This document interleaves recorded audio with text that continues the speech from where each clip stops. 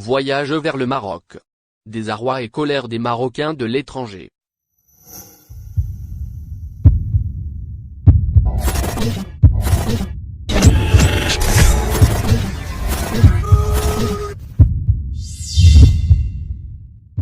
Depuis le 29 novembre dernier, les frontières du Maroc sont fermées jusqu'au 13 décembre 2021.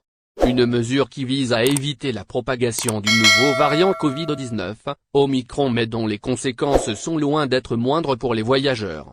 Ainsi, les compagnies aériennes Ryanair, SIGT, Transavia ont suspendu tous leurs vols depuis et vers le Maroc pour plusieurs semaines, des milliers de réservations ont été annulées et des dizaines de milliers de voyageurs se sont retrouvés bloqués sur le territoire marocain. Ces derniers bénéficient tout de même de vols spéciaux de rapatriement organisés notamment par Royal Air Maroc, Air France, Transavia, Iberia et TUI avec l'autorisation préalable des autorités marocaines. Des dizaines de vols de rapatriement sont annoncés par les différentes compagnies aériennes jusqu'à la fin de l'année.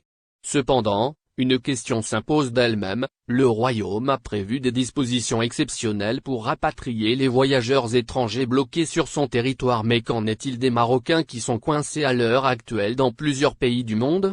Pourquoi ne disposent-ils d'aucun moyen pour regagner le Maroc, leur pays d'origine?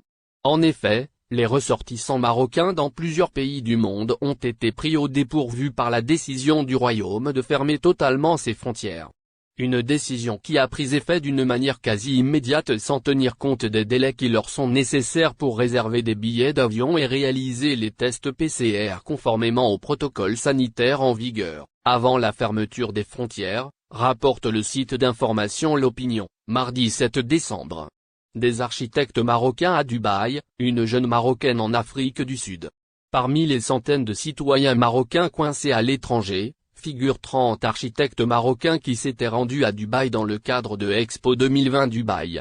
En dépit de tous leurs efforts pour regagner le royaume, de tous les courriers qu'ils ont adressés au département de tutelle, au ministère des Affaires étrangères et à l'ambassade du Maroc aux Émirats arabes unis, les architectes ne sont parvenus à aucune solution pour rentrer au pays et la corporation des architectes au Maroc craint le pire aujourd'hui puisqu'il y a de fortes chances que la fermeture des frontières soit prolongée au-delà du 13 décembre, écrit L'Opinion. Dans le même contexte, un père de famille qui s'est rendu en Italie pour rendre visite à sa fille malade s'y retrouve désormais bloqué depuis une semaine au risque de perdre son travail au Maroc tandis qu'une jeune fille de 19 ans est actuellement bloquée en Afrique du Sud. Les parents de la jeune fille, partis initialement en Afrique du Sud dans le cadre d'un échange scolaire, avec une école anglaise à Johannesburg, se verront obligés d'assumer tous les frais de son séjour tout au long de la période de fermeture des frontières puisque l'école n'en sera plus responsable, rapporte la même source. Les Marocains bloqués expriment leur désarroi et leur colère. Les Marocains bloqués à l'étranger continuent à exprimer leur désarroi sur les réseaux sociaux à travers tous les moyens possibles, email, appels téléphoniques, messages vocaux et vidéos. Les témoignages révèlent qu'ils rencontrent beaucoup de difficultés en étant bloqués à l'étranger, à savoir, le manque de logement, l'expiration des visas, les problèmes financiers, sans oublier les menaces liées à leur propre sécurité et la perte de leurs emplois au royaume. Les prochains jours pourraient être plus misérables pour d'autres qui risqueraient l'errance et la faim, précise. Merci de bien vouloir activer la cloche et de cliquer sur j'aime.